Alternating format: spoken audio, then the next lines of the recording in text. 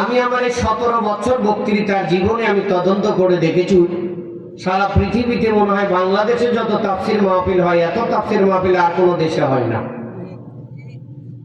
এরপরে মানুষ হিদায়েত পাচ্ছে না কেন? কারণ অনেক মানুষ আছে এই মাহফিল থেকে বাড়িতে যাওয়ার সময় বাড়িতে ঢোকার আগে বিড়ি না খায় ঢুকবে না। কথা বলেন, আছে না নেই? আচ্ছা, এই মাহফিলে কি বিড়ি খাওয়ার পক্ষে কথা হয় নাকি বিপক্ষে? আবার যারা জর্দা খান, হাকিমপুরি, শাহজাদি, ভিজাভাতি এগুলি না খায় রাত্রিতে ঘুমাবে না। আচ্ছা বলেন তো, মাহফিলে এর বিরুদ্ধে ওয়াজ করা হয় না পক্ষে? কিন্তু তারপরে মানুষ এগুলি খাওয়া বাদ দিচ্ছে না, কারণ কি? আজ থেকে 20 বছর আগে সামাজিক অবস্থা ছিল একরকম, আর এখন হলো ভিন্ন রকম। হানাফি বলেন, আহলে হাদিস বলেন, কারণ এই বাংলাদেশে তো দুইটি গ্রুপই বাস করে। কথা ঠিক নেবে ঠিক। আর যারা আছে সব ভ্রান্ত। কোরআন মানে, হাদিস মানে দাবিদার এই দুইটা গ্রুপ, এক হচ্ছে আহলে হানাফ আর আরেকটা হচ্ছে আহলে হাদিস। আমরা ছোটকালে দেখতাম হানাফি ভাইদের মসজিদগুলোতে 20 বছর 25 বছর আগে খুতবায় বলা হতো 12 চাঁদের খুতবা পড়ানো হতো। তেমন একটা কোরআন হাদিসের আপডেট ছিল না, মানুষকে খুব একটা কোরআন হাদিস শোনানো হতো না।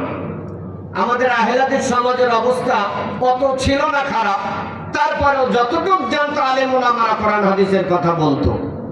কিন্তু বর্তমানে এই 2025 সালে, আজ থেকে 10 বছর আগের হিসাবে, এখন বর্তমানে হানাফি মসজিদ বলেন আর আহলে হাদিস মসজিদ বলেন, বসে খুতবা দেওয়া হোক আর দাঁড়িয়ে খুতবা দেওয়া হোক, প্রত্যেকটি মসজিদে কিন্তু বিষয় ভিত্তিক কোরআন হাদিস দিয়ে ওয়াজ করা হয়।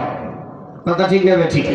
আপনি হানাফি ভাইদের মসজিদে এখন বর্তমানে 2025 সালে গিয়ে দেখেন, প্রত্যেকটা মসজিদে বিষয় ভিত্তিক আলোচনা হয়, মানুষকে জানানো হয়।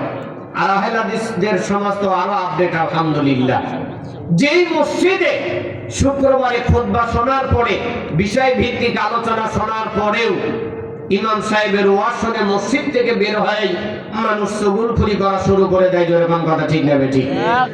আপনাদের এলাকায় হয় কিনা আমি জানি না, আপনাদের এলাকাও হয়? মানে দিন যত যাচ্ছে কোরআন হাদিস যেমন আপডেট হচ্ছে, মানুষ পাপের রাস্তাও তত আপডেট করছে। যেরকম কথা ঠিক নেবে ঠিক।